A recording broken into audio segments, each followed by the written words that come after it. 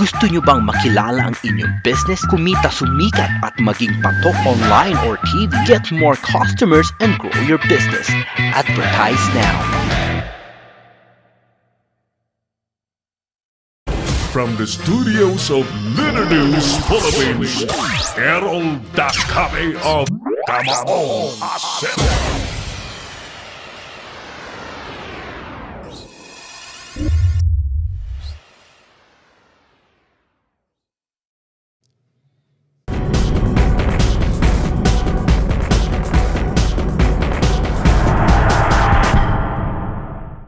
Kaibigan, sa pagpapatuloy po ng ating palatuntunan at habang mainit po ang ating temang dapat bang magkaroon ng divorce sa Pilipinas, minarapat po nating isali sa ating huntahan ang congressman po ng Baguio City, dating congressman ng Baguio City, Congressman Nick Aliping, isang batigang abogado.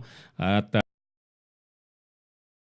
Nick, magandang hapon po sir. Welcome po sa Kamaong Asero sa Leader News Philippines at sa Pinoy Extreme Channel.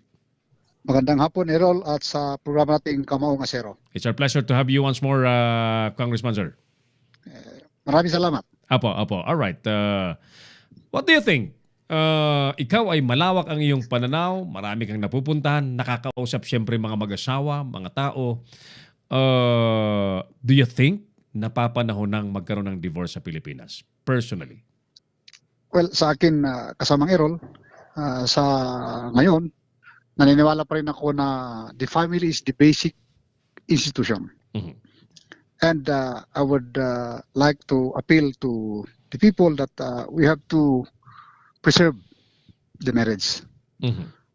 Ngayon, kung ang sinasabi natin ng usapin ng diborsyo sa Pilipinas, personally sa akin ay hindi pa nararapat. Mm-hmm. Mm-hmm. Kasi tayong Pilipino ay meron tayo pa rin katangian na kinakailangan pa rin na pangalagahan natin ang ating pamilya. Apo. How do we answer those questions na Sir Errol, Congressman Nick, paano ba naman namin sisikmurain ang pagkasamang magkahiwalay na ng kwarto, hindi nag-uusap, ano ba, magtitiis ba sila habang buhay na ganyan ang samahan sa isang bahay?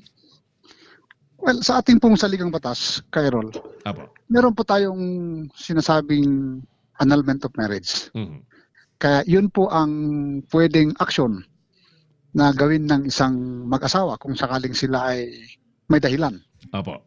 At ito ay naayon sa batas, kaya absolute divorce is not allowed in the Philippines. But relative divorce, which is under the Family Code, under Article 36, Mm-hmm. meron tayong sinasabing if one of the spouse suffers psychological incapacity, Mm-hmm. yun po ang pwedeng basihan. Apo. At ang psychological incapacity, there is no exact and definite meaning. Mm-hmm. But there are manifestations on how psychologically incapacity can be Mm-hmm. proven through testimony and through medical expert.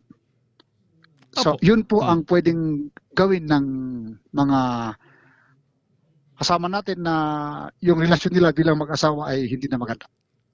Matabang na ika nga. Oo.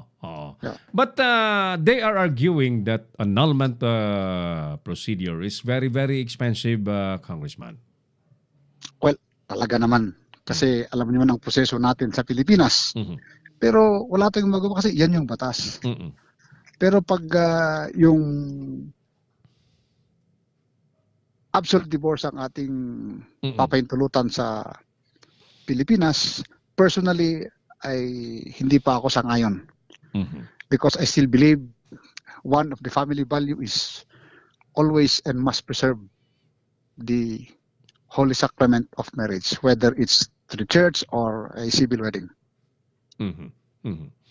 As of now, may naka-file yata sa Congress, Congressman, ano po. And maraming nakaka-relate, maraming naghihintay na gusto daw nilang magkaroon na ng divorce. In fact, nakikita rin siguro ng ibang congressman. But of course, may sinasabi po sa Bible na ang sinumang pinagsama ng Diyos ay dapat hindi paghiwalayan ng tao, Congressman. Tama yun. Mm-hmm. Kaya nga, depende na ito sa ating mga mambabatas kung ano talaga ang kanilang personal na pananaw. Mm-hmm. At kung sakaling ito ay may pasa, Well, wala tayong magawa. Opo, Ang opo. importante rito, ang sa akin, it's a personal stand that for me, Mhm. as of this time, hindi pa ako pabor sa absolute divorce sa Pilipinas. Ano pwedeng gawin ng isang Congressman Nick Aliping, no? Marami kasi akong nakita rin, nakausap na talagang gusto magpa-annulment. The problem is they cannot afford. They don't have money. Maaari bang i-amyenda yan na maging affordable? Especially, alam niyo naman po, Congressman, na iba-ibang estado ng mga pamumuhay ng ating kababayan. Merong may pera, merong walang-wala. But they somehow, they suffer the same consequences. Tama yon. Kaya nga, ang posibleng remedyo dyan, Apo. maamendahan yung family code Mhm. na yung proseso paiklihin at dapat ito ay papasa at para naman sa kapakanan ng mga may hirap na walang pera Mhm. hinggil dun sa pagpapa-anal ng marriage nila dun sa korte. Apo, sana. In short, meron tayong sinasabing let's shortline or streamline, I should say. Mhm. Let's streamline the legal requirements provided for by law Aha. for which a marriage can be annulled based on the family code. Will you sponsor the said move, Congressman, just in case makabalik po kayo sa Kongreso? Well, ito pa ating pag-aaralan at kung kinakailangan na ito ang maganda para sa ating mga kababayan, ay importante rito, democracy will work, Yeah. and then if this will be discussed in the House, then by all means, I have to support it. All right. Okay. Very well said, Congressman. Now, punta nga tayo, Congressman, sa katatapos pong Panagbenga Festival. Ano ba yung naging observation mo? At tila may mga nagre-react na parang mas okay daw yung last year. Well, sa atin naman, ang Panagbenga Festival sa ating syudad, Opo. it's a festivity of all. Pero may mga dapat na improve Mm-mm. o kaya meron yung dapat na kailangan baguhin. Mhm. Ayan, katulad ng doon sa Session Road in Bloom. Oho. Nakikita ko, hindi naman Session Road in Bloom, Session Road marketing na. Oh yeah. Obvious. Obvious. Oh. Yeah. Kaya dapat ito yung mabigyan natin ng karapatang regulasyon para when we speak of Session Road in Bloom, it should be more of flowers Right. in Session Road, not these stalls. Pwede naman nating i-relocate itong mga stalls, but not in Session Road. Opo. Para, Yeah. para maganda yung talagang real purpose of Panagbenga, which is a flower festival for all. Tama po. But okay lang ba sa iyo yun, Congressman, yung instead na the festivities is run and managed by the LGU, ito'y tama ba kung pinasubcontract pa ito? Parang inassign sa isang private corporation? Well, kailangan din na repasuhin natin yan para kung sakali, mismong ang LGU na mismo ang magpapatakbo. Mhm. Kasi ang rason dyan is hindi pa yata kaya ng ating gobyerno, pero sa aking pananaw, pwede naman na Sa tagal na patakbuhin ng kwan. sa tagal na ng panahon na nag-aaral ang mga taga-LGU. That's correct. Oo. Di At ba? saka, kailangan yung mga upa-upa doon sa mga stalls, this should be affordable. Yes. Especially so sa mga kababayan natin, ang karamihan ng may stall dyan is yung may pera, yung may kapital. Yeah, yung mga maliliit hindi naman makapasok na kasi I think sa sobrang Exactly. mahal, Congressman. Tama yun. Kaya we have to regulate that. And if there's a way that we can lessen the rent in the next Panagbenga Festival, and Apo. then yung kinakailangan na pagandahin natin lalo, Apo. yung concept ng Panagbenga na it should be more on flowers or what we call the authentic Yeah.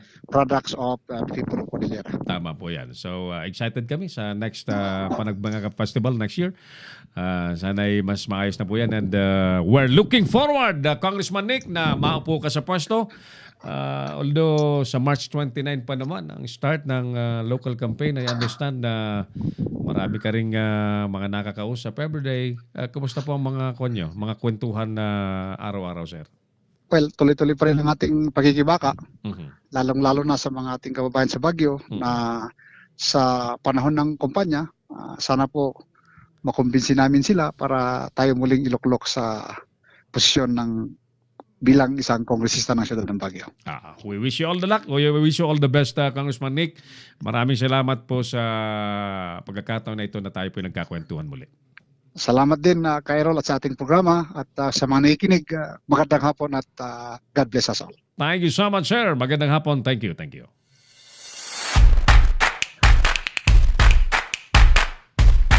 Attorney Nick Aliping, dating congressman po ng Baguio City, kandidato rin pong muli sa pagka-kongresista ng lungsod ng Baguio. Napapanahon na bang magkaroon ng divorce sa Pilipinas? Ang sagot niya, sa tingin niya, hindi pa. Kayo po, ano po ang inyong sagot, mga suki? Ano po ang inyong sagot? Sabi ni Darrell, maraming salamat, Sir Errol. John Mark de Mayuga. Salamat, Idol. John Mark. Okay. Thank you, John Mark. Palagay ko'y maraming napasaya sa lugar ni John Mark nung birthday niya nung Sabado.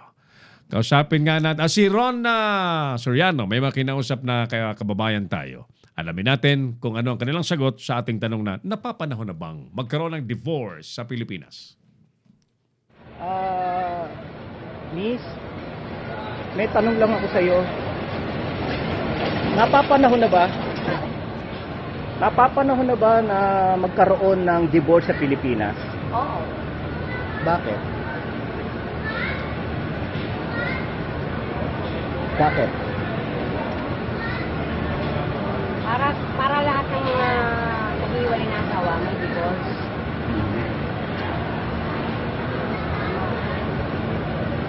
Sige. Para may karapatan din yung babae na makipag-iwalay sa lalaki. Bakit kaya? Dahil? May bawa may matinding may pinag-awayan sila. Ayaw na ng babae sa lalaki. So, payag ka na magkaroon ng divorce sa Pilipinas? Opo. Hindi. Bakit? Magandang hindi kasi magmamahalan ka dalawa baliwalay din. Baliwalay sila. Baliwalay yung kasal din dalawa. Tayo lang na para pagpakasal kayo. Magandang hapon po. Magtatanong lang po ako. Kung tingin niyo po napapanahon na po bang magkaroon ng divorce dito sa Pilipinas? Dapat lang siguro kasi kung hindi naman nagkakaintindihan yung mag-asawa, bakit kailangan pa magsama? Tumalay na lang. So, pabor po kayo? Sa akin, pagkakaroon yung divorce. Ayun. Maraming salamat, sir. Sir, tatanong lang ako. Kung napapanahon na po bang magkaroon ng divorce sa Pilipinas? Gratis maganda kung mayroon ang divorce sa Pilipinas. Kasi hindi naging masabi. Kaya nagiging yung mga order ng tao. Yan, katulad ko, kasal ako sa una. Parang baliwala lang din eh. Ayun, yun ang opinion nyo, sir. Ayun. Sir, sino po sila? Arnie. Thank you, sir. Sir Arnie. Sir, tanong ko lang po, napapanahon na po bang magkaroon ng divorce sa Pilipinas?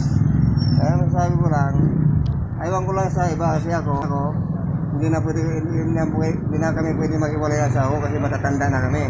Aywan ko lang yung mga bata kung pwede sa kanila Yun. kasi ngayon sila. Yun ang opinion nyo po. Ayan. Maraming salamat po, sir. Ito. Si Errol Dacame, ang Kamaong Asero. Thank you, Boyet G at Ron Soriano, mga kasama natin, tagapagulat na nagtanong. May hinihila pa sanang isa eh. Dito rin nakasagot. Sabi ni Quincy Joel Kahilig, panahon na magkaroon ng divorce. Hindi naman lahat ng kasal ay pinagsama ng Diyos. Clarence, pakinggan mo ito, Clarence. Sabi ni Quincy, panahon na magkaroon ng divorce. Hindi naman lahat ng kasal ay pinagsama ng Diyos. May mga ikinasal na pinagkasundo lang. May napikot, etc. Panahon na para bigyan ng pagkakataon na magsimula muli ang mga taong failed ang marriage na di na may sasalba. Ayan. Sabi yan ni Quincy Joel V. Kahilig dyan sa Quezon City. Nasa Quezon City ka ba, Quincy?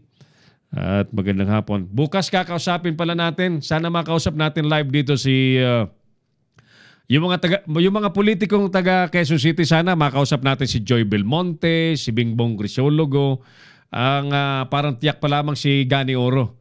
Kausap natin bukas mga tumatakbo sa eleksyon locally diyan sa Quezon City. Medyo medyo exciting ang halalan diyan sa Quezon City. Medyo exciting kasi hindi biro, no?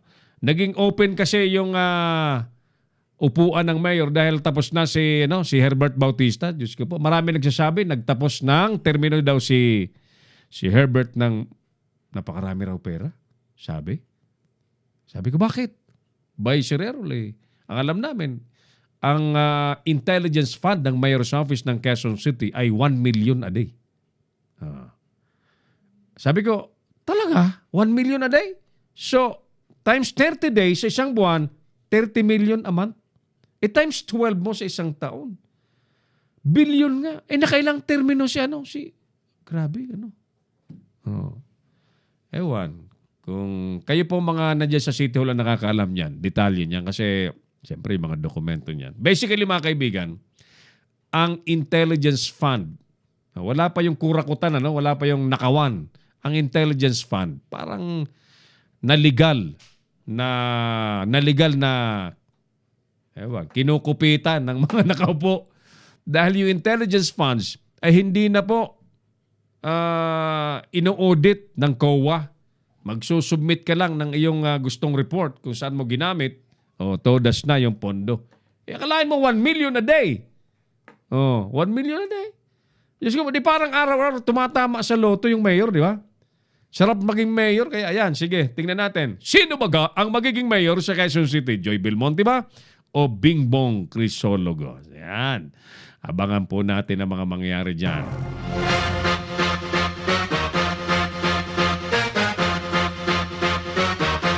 Kayo po, ano po ang inyong sagot sa ating katanungan? Napapanahon na bang magkaroon ng divorce sa ating bansa? Paalala pala ng DOH bagamat hindi pa hugos or todo ang summer, ay nagbabala na po ang Department of Health ng peligro po ng heat stroke. Ayan, lalo po yung may mga tinatawag na health conditions, mga high blood na at ang mga trabaho po ay nasa init ng araw. Nako, be conscious mga kapatid, heat stroke ay nakamamatay.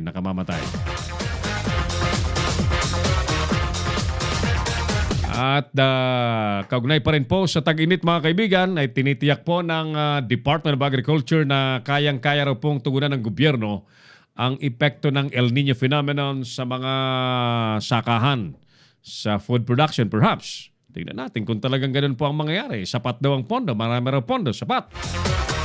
Kasi alam niyo po, pag pinag-usapan ang kalamidad, ang El Nino po ay kalamidad dyan You can never expect as to how much. Di ba? And the reach of the impact, the magnitude of the impact, kasi wala pa Malalaman mo lamang yan pagkatapos na at nagpasukan po yung mga report. Yan, sapat daw ang pondo. So napakaraming pondo. Sa bagay, ay antas na nga naman ang buwis sa Pilipinas. Di ba? Marapat lang na itulong po yan sa mga magsasaka. Puntahan na po natin mga suki ang ating mga pangunahing isyong binantayan sa maghapon. Pilipinas magsasagawa po daw ng crackdown laban sa mga illegal workers sa bansa. Maganda po ito. Ito yung hinihintay po ng marami. Tayo po'y walang kontra kung ang gobyerno ay talagang parang wala nang makikilusan na yung mga loan na pinasok ay may idinikit na probisyon na dapat ay, halimbawa, yung mga loan galing sa China ay pinilit po ng gobyernong China na ang mga magtatrabaho po sa mga projects na paggagamitan ng pera ay mga Chinese. Ang ginawa sana ng mga nasa gobyerno, namili ng na paborable po sa bansa, paborable sa mga Pilipino. Kung napirmahan na po yan, nandyan na po yan, ang tiyakin po natin, yung mga nanditong mga workers ay dapat po ay mga legal. Tingnan natin kung magkakatotoo po itong sinasabi ng gobyerno na magkakaroon po ng crackdown. Pag sinabing crackdown mga suki, paghuhulihin, manghuhuli ng mga illegal workers. Pwede bang simulan nyo dyan sa Divisoria? Sa Divisoria, mga kaibigan, basically, engage sa retail. Yung mga Chinese dyan na hindi natin alam if they are well documented. O, magtulong kayo, Dole, magtulong kayo ng immigration, ng DFA. Sa ganun ay babawasan natin ang mga nagpapalusot sa ating batas. Ang higpit natin sa mga kababayan nating maliliit. Dapat pantay-pantay ang pagpapatupad ho ng batas. Kisihudang yan ay mga foreigners, kisihudang mga Chinese yan. Pag yan po ay lumalabag sa batas natin, dahil kapag kang Pilipino lumalabag din ang batas sa ibang bansa, wala rin patawad eh. So, abangan natin kung talaga magkakatotoong may crackdown ng gobyerno laban sa mga illegal workers sa Pilipinas. Epekto naman po, yan yung sinabi ko na. Dito tayo sa Seaman na kinasuhan po ng oil smuggling na absuelto papauwi na po sa Pilipinas ayon sa Department of Foreign Affairs. Grupo naman na nanawagan na i-regulate lang at huwag gawing legal ang medical marijuana sa bansa. Bagkos, dapat last resort medicine lamang daw po ang medical marijuana ayon po kay Albano. Ang balita, andaya, inakusahang desperado raw po ang Senado sa paghahanap ng butas sa 2019 national budget. Ang problema rito, kung may butas talaga na nakikita ng mga maliliwanag na mata at hindi mga bulag na senador. Maraming senador din ang bulag. Sa Pilipinas ngayon, marami ang bulag. Yan. Nandyan ang katotohanan sa harapan, hindi nila nakikita. Tingnan natin kung anong mangyayari po rito kasi there's gotta be evidence against evidence and words against words ito. Tingnan natin kung anong mangyayari po rito. 737 MAX 8 jets. Bawal na raw muna po sa China at Boy Scout. Nakasali po sa National Jamboree sa Cagayan. Nalunod po sa Lagun. Sa mambalita po yan. Tycon Marabillion pahabol. Sabi ni paring Tycon, I agree. Not all marriages work. Di naman sinisira ng divorce ang family dahil minsan ang paghihiwalay ay kinabubuti po ng isang pamilya. Nasa parents na lang paano nila papaliwanag at itataguyod ang kanilang mga anak. Siguro ang pinaka-the best po dyan, bagamat talagang may psychological impact pag naghihiwalay ang mga magulang, ganun talaga, ay dapat parehas babae at lalaki maging responsable sa lahat ng aspeto, magkahiwalay man po sila. Wala tayong magagawa kung talaga hindi na magkasundo. Pag nagkita, biglang magsasabunutan, biglang magbubunutan ng buhok sa ilong. Magkakalmutan, di ba? Yes, go boy. Ang pangit tingnan kapag kang mag-asawa, nagmumurahan, naglaladlaran ng mga sikreto sa kalsada, di ba? Ikaw, adi ka! Di ba? Ang pangit na, di ba? So, may mga sitwasyon po na talagang matitindi na ang solusyon lamang po talaga ay magkahiwalay. O bueno, ngayon, kung tayo naman po ang sasagot sa ating tanong, napapanahon na bang magkaroon ng diborsyo sa Pilipinas? Malamang ang mga sasagot siyempre, depende sa kung ano ang kinalalagyan. Depende sa kung anong sitwasyon nila. Yung mga pamilyang masasaya, successful po ang mga marriages, definitely, they will not entertain any idea on divorce. No? But as to the people, as to the couples na nasadlak po sa ganong sitwasyon, I'm very sure napapabor po sila sa divorce. Now, personally, ako ba'y pabor sa divorce? Mga kaibigan, bilang isang Kristiyano, sa totoo lamang, masakit sa aking dibdib ang pag-usapan na ang nagsasama bilang mag-asawa sa mata ng Diyos at sa mata ng tao ay maghihiwalay. Pero ako po ay realistiko rin po na nakikita ko rin ang sufferings ng mag-asawa na talaga hindi po magkasundo. And I'm sure, ang dahilan niyan, Clarence, ng kaguluhan na mapupunta sa divorce ay kasalanan. May nagkasala dyan. Kasalanan na ayaw maituwid, kasalanan na ayaw nang bigyan ng pagkakataon. Kasi kung magbibigayan po ang mag-asawa, yung isa nagkasala, pinatawad, nagbago, palagay ko'y magagamot pa yan. Pero pagka ang mga involved na partido, mag-asawa ay talagang matitigas na, may nakialam ng mga tao, nakialam ng pamilya, iyan po'y malabo ng magkaayos. Pero kung parehas po yan naniniwala sa Diyos, wala pong imposible kapag kayo po'y nasa Diyos. Mga kaibigan, sa ngalan po ng ating mga nakatuwang sa paglilingkod sa hapon pong ito, nagpalipad sa ating programa, Lawrence Andaya, with Earl Nico Dacame, under the supervision of our Operations Head Engineer Oliver Licop. Bago ko pala makaligtaan, especialmente, hindi ko lang mapatugtugan ng ating Creative Director, Mark Anthony Reynoso. Bro, happy birthday. Ito na lang. Sana'y malasing mo kami. Ayos? Wala, hindi ko mapatugtog yung birthday song eh. I-mute ng FB. Partner Mark Anthony Reynoso, ang ating Creative Director ng Leader Knows Philippines, bro. Happy birthday! Sa ngalan pa rin po ng buong pwersa ng Leader Knows Philippines at ng Pinoy Extreme Channel, mga kaibigan, ako pa rin po ang inyong kamaong asero, Cheryl Dacame. Maraming salamat. God bless Pilipinas! Inyong napanood ang mga batas na banat ni Errol Dacame sa Kamaong Asero. Abangang muli dito sa Leader News Philippines.